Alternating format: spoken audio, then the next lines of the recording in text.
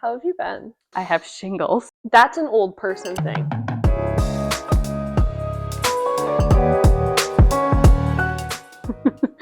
I don't know if you guys know, but people the age of like 60 and over are more prone to having shingles. I'm 31 and I have shingles. 31. Did you have chickenpox when you were younger? Yes, and I was also miserable at that time. But so last week it started, I felt like, and I just felt like my whole side just was like my skin felt like it was like burning. Mm-hmm. And I made Elizabeth look at my side multiple times. She called me schizophrenic because there was nothing there. I'm like, but I am burning. And so yeah, and then Monday I went to the chiropractor because I woke up Easter morning and my back was so painful. Yeah. And I couldn't move, I couldn't get up, like whatever. I was useless at work more than usual. And so I went to the chiropractor, did absolutely nothing. Tuesday, I'm in the work bathroom looking at my back in the thing, and I see like this like rash. And I like made Nikki, our practice therapist, look at my rash, and she's like, I think that's shingles. And she has my mother's phone number, so she sends a picture to my mom, and my mom's like, yep, that's shingles. Isn't your mom a nurse? Yes. So, yep. And then I went into urgent care that night, and they're like, yeah, you have shingles. I'm like, cool. So will the pain go away? And yeah, I've had a very miserable, painful week. I mean, at least you're going for you this time, and not like your kids, because I feel like you live at urgent care. Well, so the urgent care doctor, she walks in the room. I love her. Her name's Emily. She's spectacular. She sees my kids all the time. And she walks in, she's like, oh, it's you. I didn't recognize your name because I never see you for you. Like, it's always for your children. I'm like, yep, it's me this time. Hello. Yes. So, yes, I feel like I'm starting to feel better. That's good. Like so shingles, it like blisters on your skin. And I think they finally and this is really gross, but I think they like finally scabbed over. That's good. And so now it's just like healing, but it's in a spot on my back where it rubs like where my pants are. Yeah. And I think that's like the most painful part right now because it's just irritating. Oh, I'm sure. So I make Elizabeth cover it at work for me with like Hypafix and some Telfa pads. She's the true MVP here. Truly. Yeah, so I have had an eventful week. Probably why we skipped a week of making a podcast, because I honestly couldn't even sit. And if I would put my kids to bed, Michael would have to literally help me get out of the bed. Like, I couldn't stand up by myself. At least Michael's helping. He tried his best. Let's just say that. He's trying. Yes. Okay, so I've never had the chickenpox because, chickenpox vaccines were the thing. But my mom used to tell me that they would have, like, chickenpox parties where, like, was that a thing? Kids. Yeah, where so, they, like, me and my sister. So if you go into, like, our kid pictures that my mom has, there's pictures of me and my younger sister getting chickenpox together. Yeah. Or taking a bath. I am completely and utterly miserable in this picture. And my sister also has the chickenpox. Happiest kid you've ever seen. I'm like, excuse me? Like, yeah. So I've only seen chickenpox once. Xander had it. Yeah.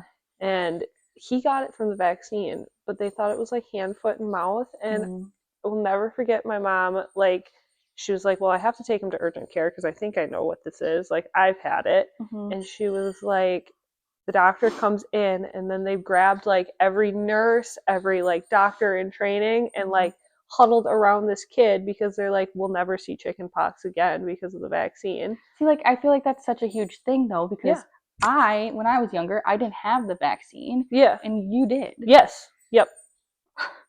Thank God. I have regrets.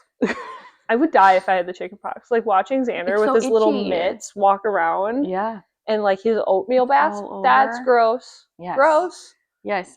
It was not fun. I mean, I don't remember it other than like the pictures. I'm glad I don't remember it.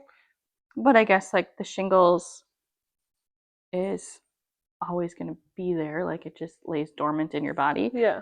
And apparently it can be brought out by stress, but I'm stressed 24/7, so I don't understand like That's why you got it Why? at 31 years old and not It's been 70. festering. Yeah. Oh my gosh. No, but I guess my daycare lady actually got it when she was 12. Like shingles, she's had it twice now. Like you can get shingles multiple times. I mean, I hope to God I don't. You I'm need to gonna work on your start stress meditating and levels. everything. Yeah. No more shingles for me. Yeah, right. Poor Elizabeth's gonna end up with it from all your bandages. Have you had this chicken pox? Yeah. Yeah, but oh yes. Okay, so Elizabeth did some research.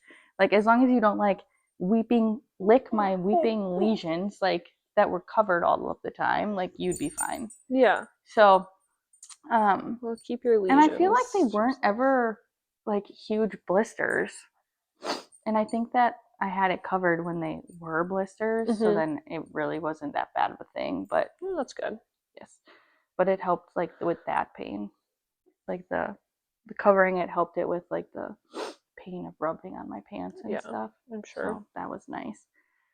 But yeah, I so could that's not my have life right survived. now. Yes, and then Monday when it was like the most painful day. Yeah. Oh, hi Maisie. This is Maisie, everybody. She's lovely. She's not allowed on the couch unless she's on my lap. Ooh, the Right? sad eyes. The sad Okay, eyes. so Monday was like the worst night. Mm-hmm. And well, that's like when my worst day of back pain was. And my daughter jumped on my back and I like started sobbing. Like it was so painful. And then at that point, I didn't know what it was. And my children are lovely. They're very kind hearted. So, like, if they see me crying, they come over to me, give me hugs, and they go, "It's okay, Mama. It's okay." And they just Oh. like give me hugs. And I like didn't want to like discourage them and be like, "I love you guys so much, but this is very painful, you hugging me." And so I just like accepted it. like, you guys are just sorry, Macy, get off. Trying your best, you know? At least they're So kind-hearted children. they were. Yes, very much so. So, I mean, there's an age gap thing, I guess. Chickenpox vaccine versus non-chickenpox vaccine. Okay, that's the other thing. Appendixes. Do you have your appendix? Sure do. I do not. I do not have my appendix. Don't look at me like that. Like, what causes your appendix to burst? Or, like, what causes appendicitis? Not Does a anybody clue. know? Not a clue. They took like 4 trips to the doctor before they were like, you need to get your appendix out. Really? Yeah. Which is super surprising because, like, I feel like now, like, all of my friends have their appendix. Mm-hmm. And, like, all the older people, like, my mom does not have her appendix. My grandparents don't have their appendixes. My grandpa did wait until he was 60 to lose his appendix. But, like, Yeah. I just, like, let me keep that. I wanted that. I mean, what does the appendix do? Do we quite know? I don't think it does anything anymore. No, Like, it's just there for show? I think now it is. All right. Yeah, because they told me, like, I don't need it. Yeah. I can live without it. It's like your gallbladder.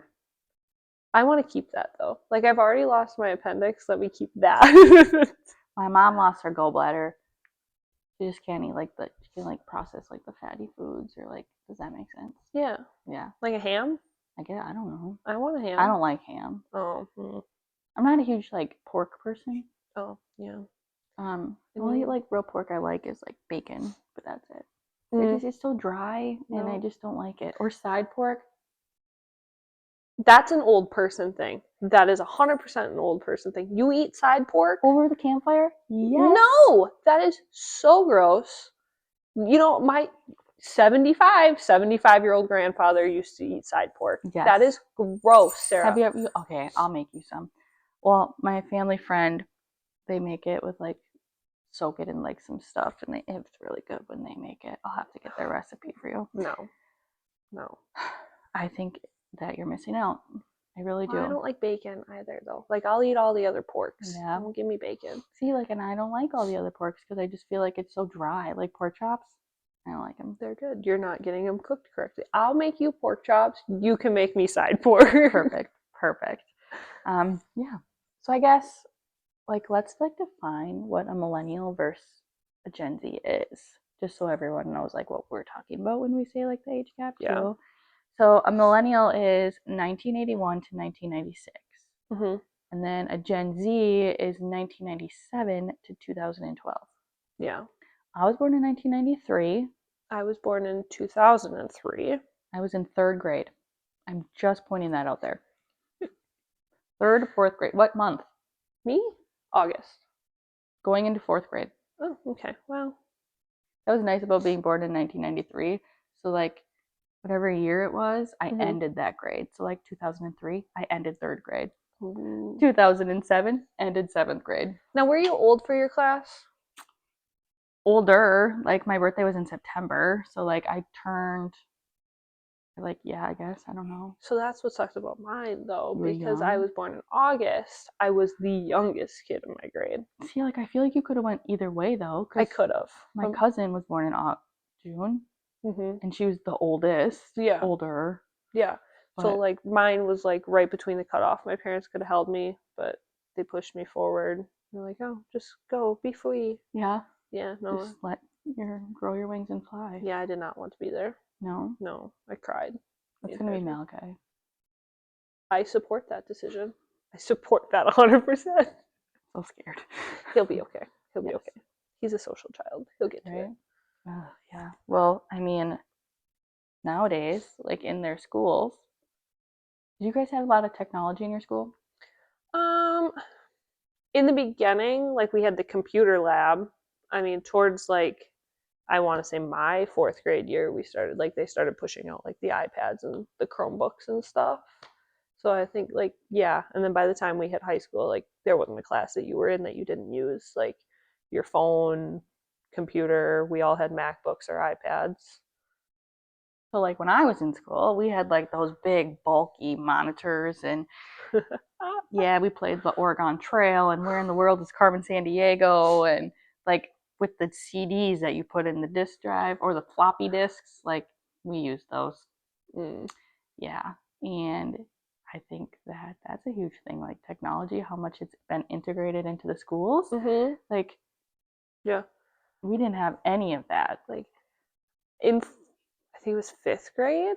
Like I think that was a huge thing. Like there was not a history lesson day. I'm pretty sure it was every Monday or Tuesday we would start like what we would learn for the week. It's dumb to start it on a Tuesday, but that's what we did. We would start it by watching like CNN student news. So it was like the kind of I don't know more for everybody news to like give to children, and we would discuss the world's problems by watching CNN student news on a Tuesday. Yeah. I can't even remember the guy's name. I can remember his face, but it was like every Tuesday. That's what we started on. Really? Yes. So, like, I think the only time we ever watched the news when I was in school was 9/11. So I was in second grade. Yeah. Right? 2001? Yep, going into second grade. Yeah. I think the biggest thing that we had was like Sandy Hook. Yeah. But I remember having to like, they watched the news up until that point when they covered it, and then we had to shut it down. And we had like big school meetings and everything like that. Other than that, I don't think there was a ton of like huge events that we had besides COVID. COVID sucked for us. What grade were you in with COVID? I was my junior year. I think I want to say like a quarter of the way through my junior year, we all got sent home and we didn't go back. I didn't end up going back. So like even for your senior year? No. So I would go Mondays for my FFA meetings. Those were like required for my senior year because people were going back to school. I was required for Mondays, being the president, to have to show up to those meetings. But other than that, did school online, and then I would go work for the rest of the day. Did you enjoy that? Like, I feel like, yes. To me, I feel like you guys got gypped out of a lot. Yeah, I mean, it depends on who you ask. I really enjoyed the online learning. I could work at my own pace. I could do what I wanted. So, junior year was a lot harder because I think the teachers were learning alongside the students to like, how are we going to function with this? Luckily, most of our projects and curriculum was already online and we submitted it all through there, so that made it easy. But as far as like teaching lessons, I think the teachers struggled with that as well. I mean, and it depended on the teacher. Some of them did great, and some of them where you could definitely tell the older teachers that have been there for a while that were Sure. really struggling with it. My senior year was a lot better. Like that Sure. was all taken care of. Now I think it's like an option for most kids to do that. I feel like that's a lot of your generation is COVID schooling. That's Yeah. huge for all of you. Yeah. Because like I had my first child in the midst, like I got pregnant and then COVID hit. So Yeah. Like even our graduation was different. Like yeah, having to be, I mean, it wasn't as bad as like the seniors that well were that's graduating my junior Timmy, year. our coworker. Yeah. Timmy, he didn't even get to go to his graduation. Yeah. We got a graduation, but it was honestly a big turning point for our school district because it was like they should have been doing it for a while because of the amount of people that were in our classes. She went to Bayport. Yeah, we were in the Howard Swamico School District, and like it was the first one that they held outside, and now like I don't think they will, unless the weather isn't permitting. I don't think they won't have a graduation outside, which was Ours really was nice. always inside, I think. Yeah, they always had it in the gym, but it was much nicer because of how big everything was. They didn't have to. I What mean, about weather? Yeah, I mean, they limited the numbers for us because of COVID, whereas my brother, when he graduated, they didn't limit it. So the whole family could come and see it and not miss out on it, which was nice. That is really nice. Yeah. Yeah, I mean, at Luxembourg, we always did it in the gym, and it's just, just our school's obviously smaller than yours, but just a bit. just a little bit, yes. But yeah, so yeah, it's strange to see that. I feel like my husband's a teacher, and obviously, what year is it? 2025. Yeah, there's still kids coming through that have been in the midst of COVID teaching, and he's like, it's just such a struggle because like the kids now were in COVID schooling when it was like such a developmental necessary age. Like, does that make sense what I'm saying? Yeah. Yes. Yeah. And like I said, I mean, to me, COVID was kind of a blessing because with Malachi, we had him and we weren't allowed any visitors. Yeah. Like I was only allowed one visitor, which was Michael. Yeah. And so we actually had like time to like just be a family. Yeah. So that was actually kind of nice, and like the hospital door wasn't like a revolving door, and like we didn't have to stay up at all hours of the time. Like we got to actually like be a family and enjoy our first moments together. So I always kind of just like look at it like COVID was kind of like a blessing for us. Yeah. Now I struggled with COVID. I mean, the schooling part of it, I enjoyed. I didn't struggle with that at all. I loved it because I could come see you guys at work. It was lovely. But like Chase and I were, I mean, we were dating for a few years at that point, but we were still like in the midst of like a high school relationship. So at the very beginning, my dad was very strict about the COVID rules. Like we did not go out without a mask. We, especially going to work and that, we like had a portion of our house where we would like change before we came in because we were seeing clients at work and everything like that. So like there was times that Chase and I like didn't get to see each other because, and my dad like eventually like got over it because I mean Chase really wasn't working in an industry where he was seeing a bunch of people. He wasn't going to school. He was coming over to do his schooling with me. Like we would all sit at the counter because his parents were working. So it was just easier to have like that. But we did struggle there for a little while because we didn't see each other. Yeah. So I'm feeling very blessed that we made it through that, but still, I'm sure that could be hard on some relationships. Oh, well, I bet. Well, I mean, a lot of people don't know, like the vet industry, we didn't stop. No, we didn't. Like I mean, just like the human medicine, like they didn't stop, we didn't stop. No. And we had to do, so I worked at the emergency center down in Appleton during COVID. Yeah. And if we had to ask if the owner had COVID, and we had to do extra precautions, like if an owner had COVID and things like that too. Yeah. And it was just, I felt very blessed as far as like keeping my jobs during COVID because I was working at um, the clinic, doing the vet care and cleaning and stuff there, which was nice. So I didn't lose a job there. The food industry, and then I was able to pick up extra work with my dad's job to like clean his facilities to keep up with COVID protocol, which was, I mean, was nice. Yeah. We're blessed there. Yeah. So. Oh, yeah. So not to like change the subject, No, but you're this fine. is just how my mind works. Let's remember that, everybody. So there's something big that happened in Green Bay. I mean, kind of big. So the NFL draft was in Green Bay. Yes. So we both went. I Yep. went on Saturday and it was raining and it was cold, but I went and I feel like that was the best day for me to go because I get really nervous in big crowds. So I felt like the crowds were a little bit less. But to me on Saturday, it just felt like another game day. Yeah, we went Saturday. It was I beautiful. meant Friday. We went Friday. Yeah. Sorry.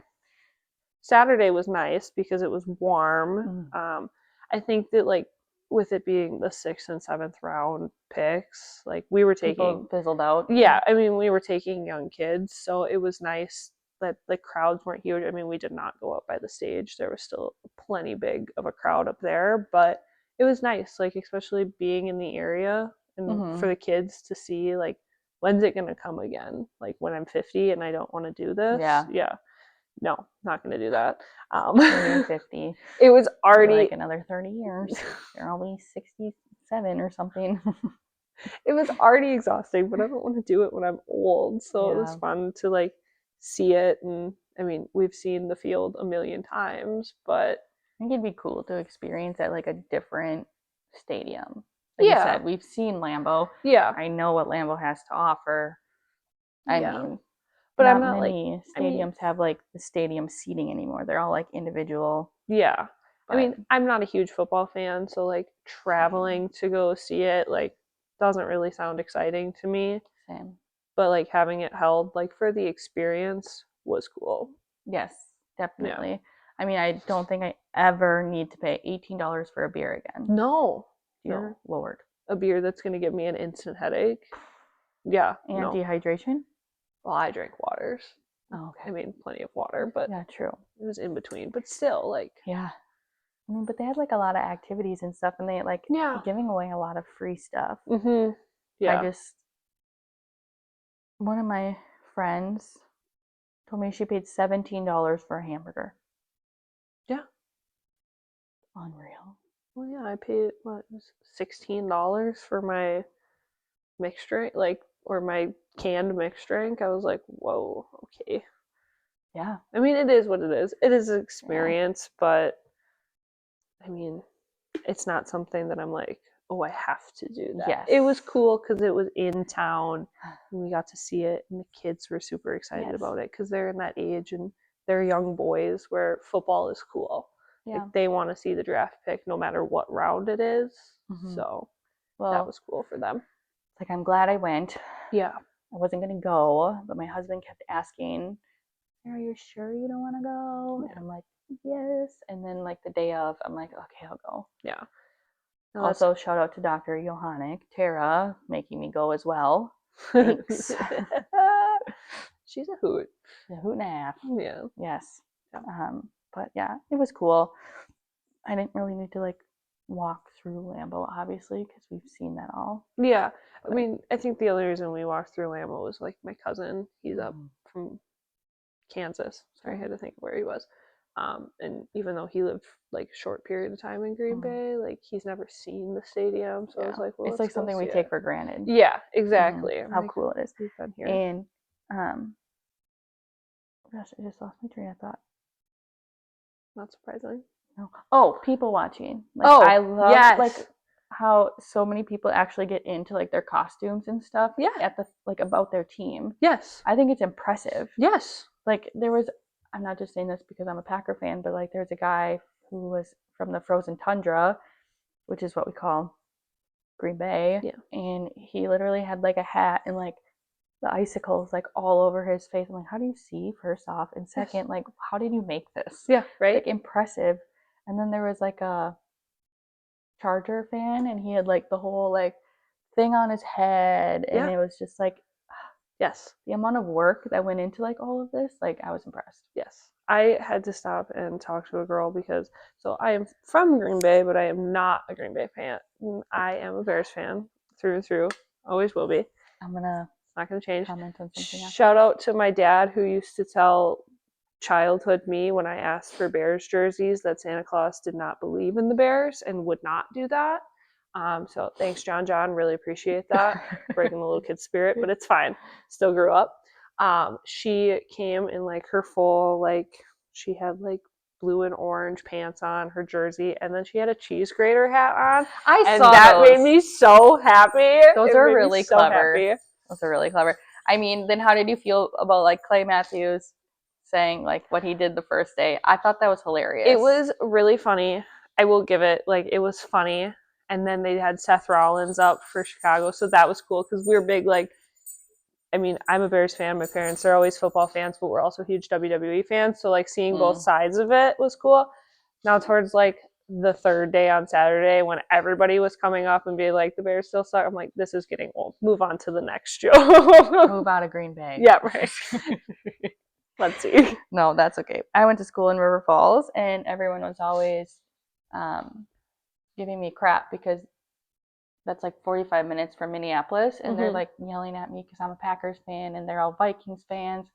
I'm like, truth be told, like I don't even truly care about you because like if you were a true Packers fan, like we hate the Bears, not the Vikings. Yeah.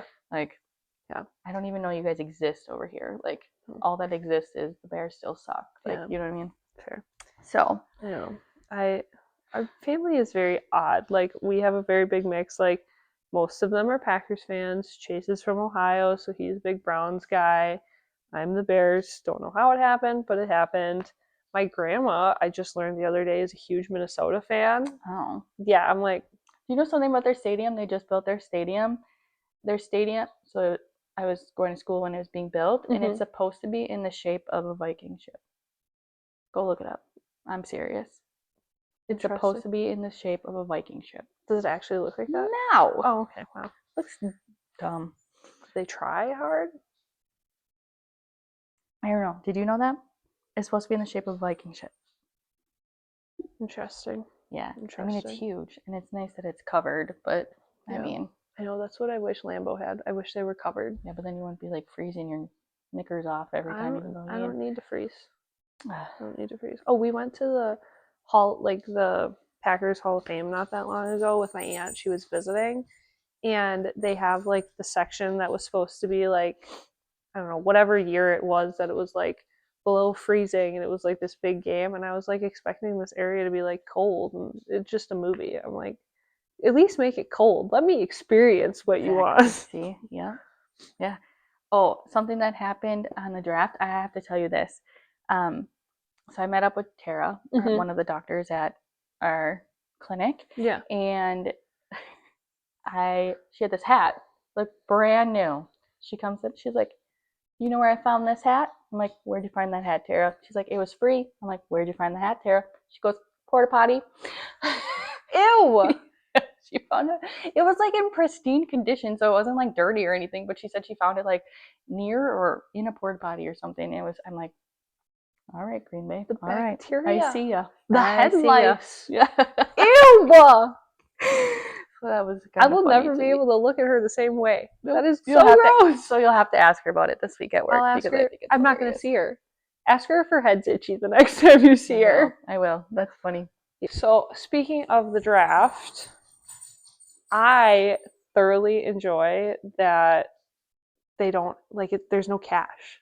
Like, it's all just kind of self-service, and you can just pay with your card. Because I know I do not carry around cash. Okay, so I was upset because I took out cash that morning because I'm like, oh, I'm gonna have cash this time because like I never also have cash, but I'm like, I'm gonna do cash, like, you know. Yeah. And I get to back to Michael after getting it. He's like, Sarah, it's cashless.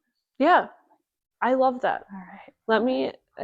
Let me tap my card, walk, grab my stuff, and leave. That, yes. So you're more like self-service. Yes, I love the stores. Like, I've never been happier. My husband loves Fleet Farm. Like, we go to, I mean, we have to buy stuff for our chickens and the dogs and everything like that, but he loves Fleet Farm. He could shop in there for hours. And I hated for the longest time to go to Fleet Farm because you had to talk to an employee every Mm-hmm. time. Now they have like 4 self-service cash registers. So I'm like, sure, we can go to Fleet Farm. I don't care. It's great. It's lovely. Oh my gosh. Aldi, even better.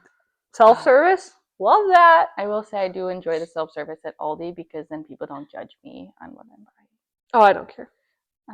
But I mean, I don't know. I kind of like the interaction with the people, but I'm also like, if I could make a living Off of asking off of, people questions? oh my god, yeah. Yes. But no, make a living off of like talking to people, like being a server. So I was a server throughout college, throughout high school. Um, like I just thrive at like getting to know people and talking Mm-hmm. to people, and I just, but I mean, I don't also want to work those time shifts, like, Yeah. and I need insurance and everything like that. But um, yeah, I would do that. I enjoy customer service. I do. And you're more of a leave me be kind of person. Yeah, like I don't mind the customer service. Like I did it for a while. Like where we are now, I was a cleaner, then customer service, and now a assistant. But I I don't mind the customer service if I can send you an email, give you a phone call, or send you a text. I don't want to talk to you in person. That's weird. Confrontation? No. No, thank you. See, I truly believe when people are upset or yelling at me, it has nothing to do with me and it has everything to do with what's going on in their life. So, like, there was a couple times where I've been yelled at Mm-hmm. by people and they're like, sorry, I'm just going through a divorce. Like, I got a Yeah. lot on my plate, or like, I'm losing my house, or like things Mm-hmm. like that. Yeah. And I'm like, it's okay. Sometimes people just need an outlet. And a lot of the times when I was a server, like, I was that outlet. And I'm like, fine. You are that outlet now. Oh, well, yeah. Like I do find out a lot of people at our clinic about a lot of, clients. yes, like I just talk to people Yeah. and I'm pretty good at like finding out their things. Yeah. I mean, I'm pretty good at talking to people. The struggle that I have is like I will say there's people that apologize to me and they're like, I'm just having a really bad day. I'm just worried. I get that 100%. Like, I've lived, like, we've all lived it at some point. You're a liar if you say that you haven't. But the struggle that I have is like, you expect me to show up to my job happy as can be and not fight you on any of this, even if I'm having a bad day. Like, Mm-hmm. just show a little bit of grace, please. And I think that's why I like the self service because I'm like, I don't want to do I don't Like want to if deal you're with all having a that. bad day, especially, then you don't really have to talk to someone. Exactly. And I talk to people enough as at work and I get yelled at enough Mm-hmm. by clients at work that I'm like, at the end of the day, I just don't want to talk. I don't even want to talk to the cashier. Yeah. I'm sure that they are lovely humans, but I just don't want to. Yeah. I'm exhausted by the end of the day. You like thrive off of all the things that you get together. I do. And I usually like put it in their chart so then I know to talk about it next time. But like I've met people who've owned restaurants, who've owned stores. Like I've met like a wide variety of people, Mm-hmm. from down to like people crying to me because they just found out like their child is autistic. Like, Yeah. and I find comfort in knowing like that I am there for that person and I am Mm-hmm. able to talk to them about this thing, Mm-hmm. because yes, I have no idea what they are going through, but sometimes people just need to let things off their chest. And Mm-hmm. I'm like, I'm your gal. I struggle with that because I don't know what to say to you. Oh. Like I feel very bad for them. Like I Mm-hmm. do. Like and I don't know what you're going through, but like sometimes you do know what they're going through and I'm like, but I still struggle to be like, how can I help you? I don't know. Like I'm so Sometimes, sorry. sometimes people just need someone to be there. Yeah. And like I take that. Like even with like the sad part about our profession is like euthanasias. Yeah. Euthanasias happen. Yeah. They do. Like, and they never make it any easier on any of us. Mm-hmm. And I find comfort in knowing like I am helping that pet pass the rainbow bridge. Yeah. And like find comfort also in like helping people Yeah. with that. And it sounds awful, but I think that's like where I thrive. In the Like euthanasias. in the euthanasias, in the difficult pet appointment, and by difficult, like your aggressive client. Like Mm-hmm. you have clients that are in there crying because their dog just or their cat doesn't want to be there, and they're making it very clear. Okay, I'll sit and talk to you. Like, I've done this before. We can do this. Same with the euthanasias. You're obviously very upset and like, what can I do for you? I've been through this. What questions can I answer and for that is you? something like that we can relate with because we Yes. both have lost animals. Yes. Yep. You know. Yep. And for me, I mean, I don't know about you, but like in and out of the field. I've done it when I've been in the field and I've seen it a couple of times. It doesn't get easier, and I've seen it when I haven't been in the field. Yes. I lost someone like when I was like a little kid. Yeah. And then like teenagers and when I was a teenager, and then I mean, truth be told, Dazzle's 13, almost 13. Abigail tells me that she's gonna go at any time. Yeah. Because she's 13. Like, dogs don't live much longer than that, and it makes me want to cry. I get that. Like, just because we work in this field doesn't make it any easier. No. And I've like I said, I've seen it both sides. Like, obviously, when I was younger, we had a lot of it. Because my family has never lived without an animal. My mom has always been big. That's why it was in my wedding vows that congratulations, Chase, you're marrying me and all the animals that I bring into our lives.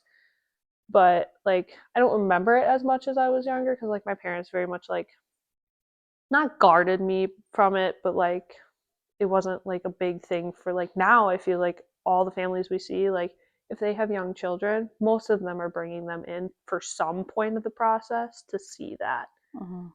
I don't remember ever doing that until I was older. Like, I feel like our parents like sheltered us when we were children. Yeah. And like they're just gonna do it like while we're at school.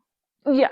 Well, my parents were very big on that, and I think that like hit me the hardest. Like, we had 2 dogs when I was younger, a miniature schnauzer that, sorry Heidi, I'm gonna call you out. She hated that dog. He was awful for everybody except for me. Like, I cried and screamed the day like my dad brought me to see him and I didn't get him, and then he ended up turning the car back around and getting him.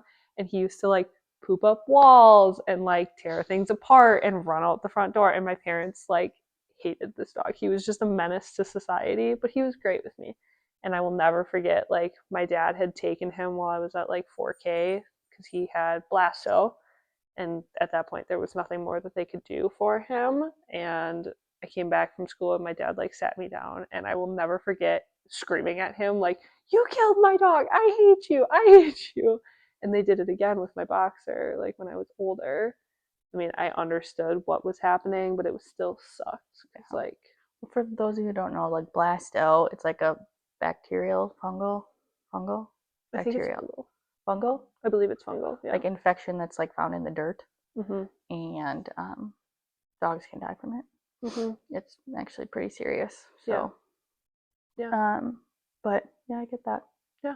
And then like, I mean, my parents, here's another generational thing.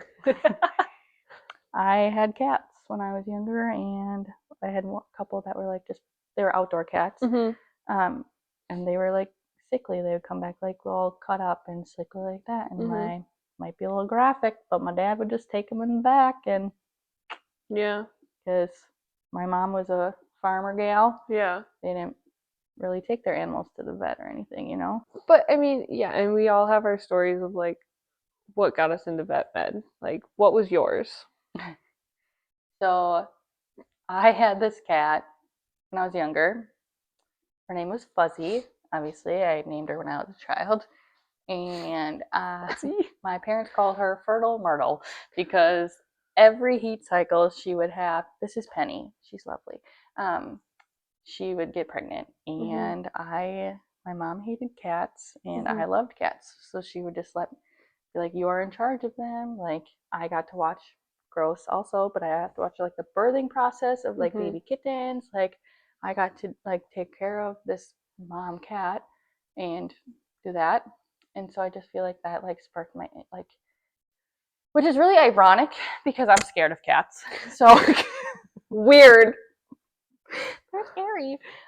So the fact that like my inspiration to go into vet med was from a cat is just like astounding to me. But yeah. How about me? I think I always, like, I grew up around animals. That was always my thing. My mom, so I knew that I wanted to do something with it. I got the opportunity to work where we are when I was 16 years old. Um, and my last dog, Ruger, was a jerk. Like, we knew it. I mean, but his favorite movie was Trolls. Yeah, he did love Trolls. He was afraid of thunderstorms, which ironic because he was supposed to be a gun dog. Like, he was supposed to be this big hunter. He was terrified. So anytime fireworks came on, we put on Trolls. So yeah, it was great.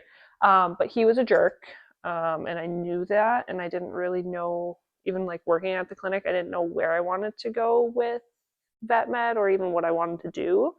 And watching him struggle through vet appointments, I mean, without me, to be honest, was hard. But I also feel like that sparked your interest in behavior. It did. It sparked a huge interest in behavior, and that's why I'm very adamant about like making pets comfortable. I'm very adamant about training pets, desensitization when they're puppies. The big flip that I have with having Ruger, who couldn't go anywhere. Like, he was, I mean, he could. We got him to the point where he was able to come to the vet, and it wasn't terrible. Like, I wasn't worried about him biting people. And then being able to take him out in like public situations for like pictures and that um, was nice. But like now I'm very adamant about my animals, like the current dogs that I have. Like, they were trained. I mean, I spent a lot of time making sure that they're desensitized to a lot of things because I'm so passionate about it.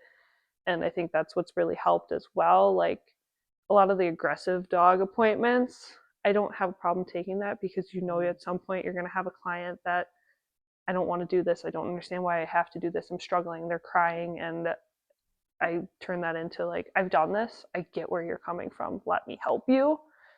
So I think that's very much why I got into the industry that we do, like, to advocate not only for that animal but also for the owner, because they don't always know how to advocate for themselves.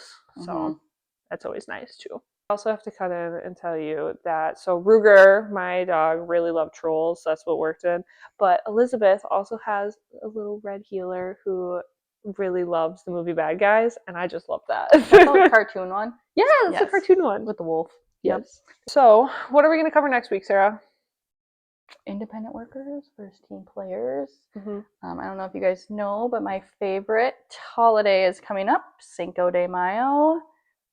I just love a good margarita. Let's have margaritas next time. Next week, when we're covering Cinco de Mayo and having margaritas, let's cover love. Love? Like how relationships were different. All right, let's do it. How's that sound? Yeah, okay. Perfect. Well, thanks for tuning into this week's podcast of The Age Gap. We hope to see you next week for our topics. Thanks.